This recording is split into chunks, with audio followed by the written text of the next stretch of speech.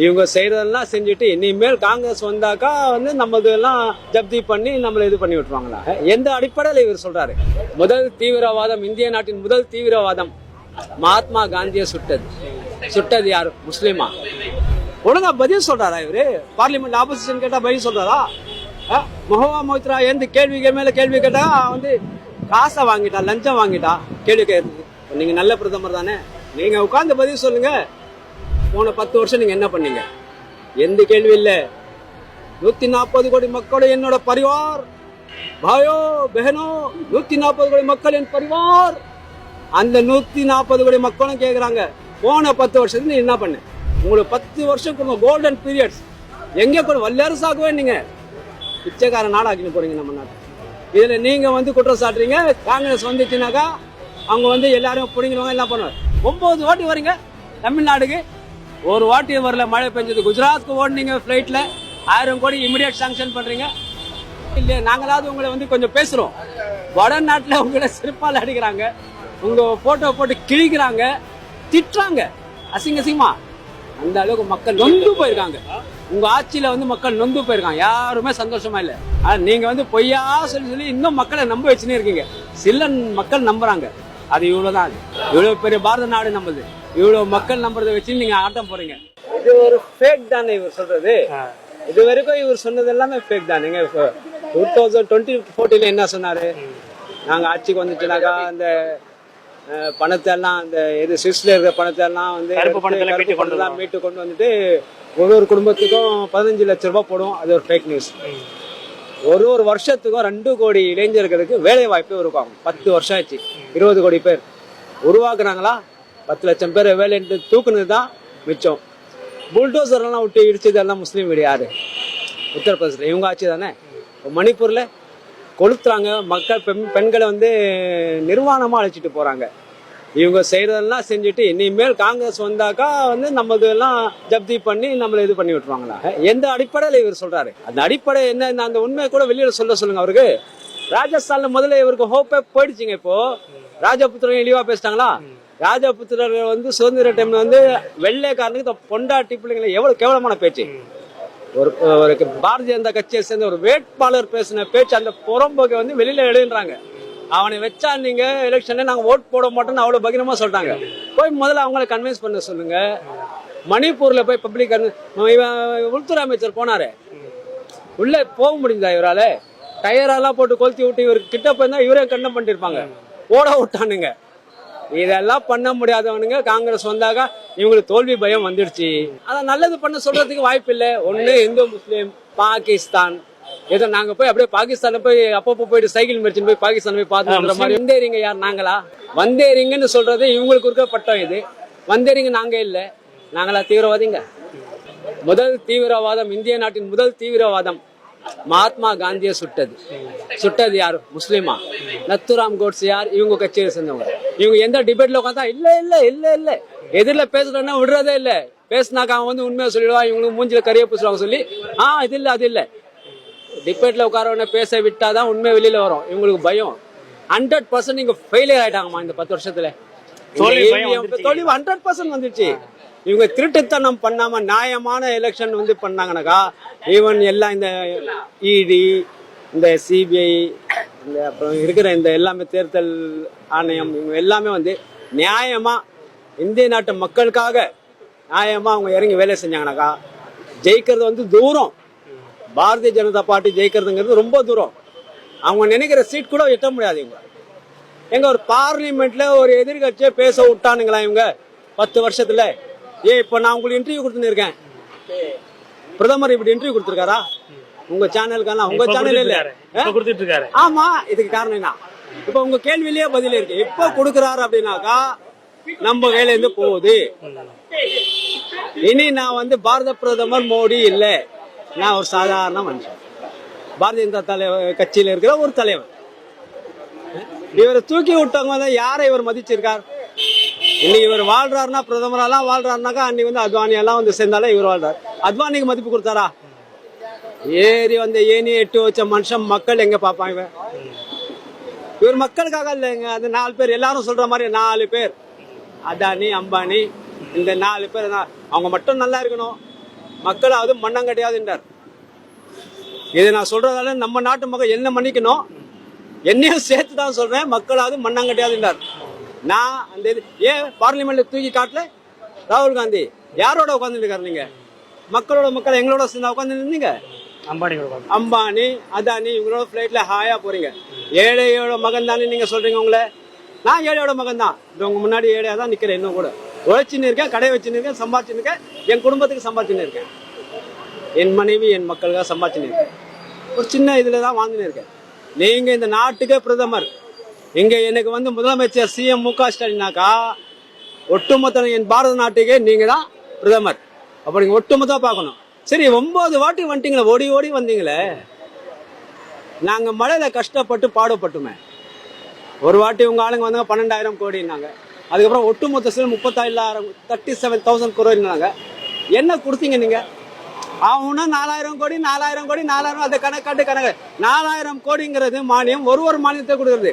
நம்ம நாட்டுல ஒட்டுமொத்தம் ஒரு 30 இருக்கும் மாநிலங்கள். மொத்த பாரத நாட்டுல 32 மாநிலங்கள். அது 32 மாநிலங்களுக்கும் கொடுக்கற காசு தான் அந்த 4,000 கோடி. எல்லாமே அவங்க அந்த மாநிலத்தை சரி பண்ணீங்கன்னு மழைக்காக கொடுக்கறதா, அது வெள்ளத்துக்காக கொடுக்கறதா, வருஷம் கொடுக்கறது வேலை பண்ணீங்க. ஆனா இது என்ன பேரிடர் இது வந்தது? இதை ஒரு தேசிய பேரிடர் அறிவிக்க முடியாத ஒரு பினான்சியல் மினிஸ்டர் அடைஞ்சிருக்கோங்க நாங்க. இதை ஒரு வேற கேவலம் கொஞ்சம் முன்னாடி சொன்னார் ஒரு பெரியவர் ஒருத்தர், தாட்புன்னு ரொம்ப உணர்ச்சி ரொம்ப பங்கிட்டார். உண்மைதானே? இந்த மனுஷன் பார்லிமெண்ட்ல வந்து எத்தனை நாள் வந்து இருப்பார், அட்டெண்டன்ஸ் போட்டு இருப்பார். நான் ஸ்கூலுக்கு போறேன்னா 365 நாள் லீவு தவிர ஒரு 250 நாளோ போயிருப்பேன். இவர் இந்த 10 வருஷத்துல வருஷத்துக்கு 365 நாள் 10 வருஷத்துல எத்தனை ஆச்சு? 3650 நாள் இந்த விடுமுறைகள் அதெல்லாம் போயிட்டு விரல விட்டு எண்ணிடலாம். இவர் எத்தனை வாட்டி வந்தாருன்னு ஒழுங்கா பதில் சொல்றாரா? இவரு பார்லிமெண்ட் ஆப்போசிஷன் கேட்டா பதில் சொல்றாரா? மொஹவா மொய்த்ரா ஏந்து கேள்விக்கு மேல கேள்வி கேட்டா வந்து காசை வாங்கிட்டா, லஞ்சம் வாங்கிட்டா கேள்வி கேட்குறது. நீங்க நல்ல பிரதமர் தானே, நீங்க உட்கார்ந்து பதில் சொல்லுங்க. இப்ப நீங்க மட்டும் 5 வருஷம் கேக்குறீங்க. போன 10 வருஷம் நீங்க என்ன பண்ணீங்க? எந்த கேள்வி இல்ல. 140 கோடி மக்களோட என்னோட பரிவார், பாயோ பெஹனோ, 140 கோடி மக்கள் என் பரிவார். அந்த 140 கோடி மக்களும் கேக்குறாங்க, போன 10 வருஷத்துல நீ என்ன பண்ண? அப்புறம் எனக்கு மறுபடியும் 5 வருஷம் பிச்சை கேக்குறீங்க நீங்க? எங்களை எல்லாம் பிச்சைக்காரன் ஆக்கிட்டீங்க. ஒட்டுமொத்த நாட்டு மக்கள் எல்லா விஷயத்திலும் பின்தங்கி போயிடுச்சு. பங்களாதேஷ் விட கீழே இறங்கி போச்சு நம்ம நாடு. கச்சா எண்ணெய் விலை குறைஞ்சப்போ வந்து ஒரு 10 ரூபாய் ஏத்தனா காங்கிரஸ்காரன். சுமிருதி இரானி எல்லாம் என்னென்ன ஆட்டம் போட்டாங்க. கட்டை வண்டியில வந்தது என்ன, மாட்டு வண்டியில வந்ததுன்னா இனிமேல் நாங்கள் இப்படிதான் போவேன்னாங்கன்னா, இன்னைக்கு 400 ரூபாய் காங்கிரஸ் டைம்ல இந்த சிலிண்டர் நீங்க 1000 ரூபாய் கொண்டு வந்துட்டீங்க. 1200 இப்ப எலெக்ஷன் கிட்ட 200 ரூபாய் கம்மி பண்றீங்க. ஏன் பயம் வந்துருச்சு இல்ல உங்களுக்கு? இந்த பயம் ஏன் முன்னாடி வரல உங்களுக்கு? உங்களுக்கு 10 வருஷம் கொடுங்க கோல்டன் பீரியட்ஸ். எங்க கூட வல்லரசாகவே நீங்க பிச்சைக்கார நாடாக்கின்னு போறீங்க நம்ம நாட்டை. இதுல நீங்க வந்து குற்றம் சாட்டுறீங்க. காங்கிரஸ் வந்துச்சுனாக்கா அவங்க வந்து எல்லாரும் பிடிங்கிடுவாங்க, எல்லாம் பண்ணுவாங்க. ஏன் ஆசிஃபா மறந்துடுச்சுமா? இந்த உலகம் இந்த நாடே மறக்காது. ஆசிஃபாது கேஸ், ஹர்தஸ் கேஸ் என்ன நீங்க வந்து ஆக்ஷன் எடுத்தீங்க? ஆக்ஷன் எடுங்க சொல்லி கேள்வி கேட்டா என்ன தூக்கி போய் உள்ள போட்டுருங்க நீங்க. அதெல்லாம் கேட்காத பாய், ஓட் மட்டும் போடு. இதெல்லாம் கேள்வியெல்லாம் கேட்காது. கேள்வி கேட்டா உள்ள போட்டுருவோங்களே. எந்த அளவுக்கு ஒரு புனிதமான அரசியல் சொன்னது போய் இன்னைக்கு கண்டமாக அரசியலை சாக்கடைக்கு சாக்கடைக்கு. நான் எவ்வளவு நாசம் பண்ணுவோம், அவ்வளவு நாசம் பண்ணீங்க 10 வருஷம். மறுபடியும் நீங்க 5 வருஷம் கேட்கறது நியாயமே இல்லை. எனக்கு தெரிஞ்சவங்க தயவு செய்து நீங்களே கையெழுத்து கும்பிட்டு மக்களுக்கு இந்த ரோடு ஷோ எல்லாம் பண்ணாம, ஆக்டிங் எல்லாம் பண்ணாம நீங்களே வந்து ரிசைன் பண்ணிட்டு போயிடுங்க. நிறைய விஷயங்கள்ல நீங்க பண்ண தப்புக்கெல்லாம் ரிசைன் பண்ண சொல்லும்போது நீங்க பண்ணல. இப்போ தார்மீக அடிப்படையில விட்டு போயிடுங்க. நீங்க வந்து பொய்யா சொல்லி இன்னும் மக்களை நம்ப வச்சுன்னே இருக்கீங்க. சில மக்கள் நம்புறாங்க. அது இவ்வளவுதான். இவ்வளவு பெரிய பாரத நாடு நம்புது. இவ்வளவு மக்கள் நம்புறதை வச்சு நீங்க ஆட்டம் போறீங்க. உங்களுக்கு இந்த இவிஎம் மிஷின், ஃபேக் செய்திகள், பொய்யான விஷயங்கள் மட்டும் இல்லாம நீங்க நின்னீங்கன்னாக்கா உங்களுக்கே தெரியும் உங்களுக்கு எத்தனை சீட் வரும்னு. நீங்க ஜெயிக்கவே முடியாது. அது உங்களுக்கு நல்லா தெரியும். 9 வாட்டி வரீங்க தமிழ்நாடுக்கு, ஒரு வாட்டி வரல. மழை பெஞ்சது. குஜராத்துக்கு ஓடுனீங்க ஃபிளைட்ல, 1000 கோடி இமிடியேட் சாங்ஷன் பண்றீங்க. 6000 கோடி இவங்க கொடுத்தாங்க, தமிழ்நாடு தான் கொடுத்தாங்க. உடனே என் மேல கேஸ் போடுறாதீங்க, உனக்கு தெரியுமா அப்படின்னு. ஏன்னா நீங்க அந்த அமௌண்ட் கொடுத்தீங்கன்னா நம்மளுக்கு ஜாஸ்தியா கொடுத்துருப்பாங்க. கடைக்கு போக முடியல, கடைகள்ல தண்ணி, என் கடையிலே தண்ணி, எத்தனை துணி நாசமாச்சு, ஒரு வீடுக்குள்ள ஒரு ஃப்ளோர் வரைக்கும் தண்ணி. அவன் பூரா பேசிக் ஐட்டம் பூரா போயிடுச்சு. அவன் எல்லாமே மறுபடியும் வாங்கணும், மறுபடியும் உழைக்கணும், மறுபடியும் சம்பாதிக்கணும். ஃபினான்ஷியல் ப்ராப்ளம் ஜாஸ்தி இருக்கு. ரொம்ப நொந்து போயிருக்க நேரத்தில் ஒரு பெரிய தேசிய பேரிடர். தேசிய பேரிடர்னு திருப்பி நான் தான் சொல்றேன். சொல்ல வேண்டிய நம்ம நிர்மலா சீதாராமன் சொல்லவே இல்லை. அது எப்படி நான் சொல்லுவேன் அப்படின்னாங்க. ஏன் 2004 வரைக்கும் தேசிய பேரிடர்னு சொல்லலை, எதுவுமே டிசாஸ்டர்னு சொல்ல, நேஷனல் டிசாஸ்டர்னு. ஆனா என்னைக்கு நம்மள சுனாமி எஃபெக்ட் பண்ணிச்சோம் 2004ல, அதுக்கப்புறம் இந்த மாதிரி ஒரு விஷயங்கள் தேசிய பேரிடர்னு ஆரம்பிச்சிட்டாங்க இல்லையா? அப்போ இது அதுக்கு ஈக்குவல் தானே. இங்கே 4 நாள், அப்புறம் சவுத் சைட்ல 4. இவ்வளவு கஷ்டப்பட்ட டைம்ல நீங்க ஒண்ணுமே ஹெல்ப் பண்ணாம இப்போ வந்து எனக்கு இன்னொரு 5 வருஷம் கொடுங்க, தமிழ்நாடே நான் அப்படியே மாத்திடுவேனாக்கா, அப்போ மாத்தா நீங்க இனிமே என்னத்தை மாத்த போறீங்க? ஸோ 100% உங்களுக்கு எல்லாமே போய் தான். நம்ம உள்துறை அமைச்சர் ஒரு இன்டர்வியூல சொன்ன மாதிரி 15 लाख वो तो जुमला है. அது யார் கொடுக்க முடியும்? அது பொய்யான விஷயம். அது யாரால கொடுக்க முடியும்? தேர்தல் ஜும்லா.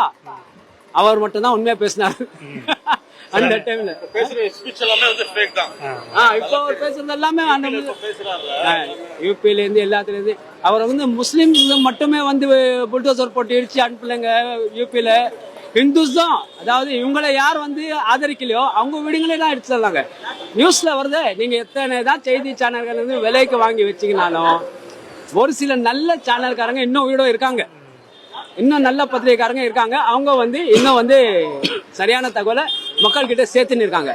அதனால நீங்க இன்னும் வந்து ஏன் உங்களுக்கு வடநாட்டிலேயே அந்த இது இல்லையா? நாங்களாவது உங்களை வந்து கொஞ்சம் பேசுறோம். வடநாட்டுல உங்களை செருப்பால் அடிக்கிறாங்க, உங்க போட்டோ போட்டு கிழிக்கிறாங்க, திட்டுறாங்க அசிங்கமா. அந்த அளவுக்கு மக்கள் நொந்து போயிருக்காங்க. உங்க ஆட்சியில வந்து மக்கள் நொந்து போயிருக்காங்க. யாருமே சந்தோஷமா இல்லை.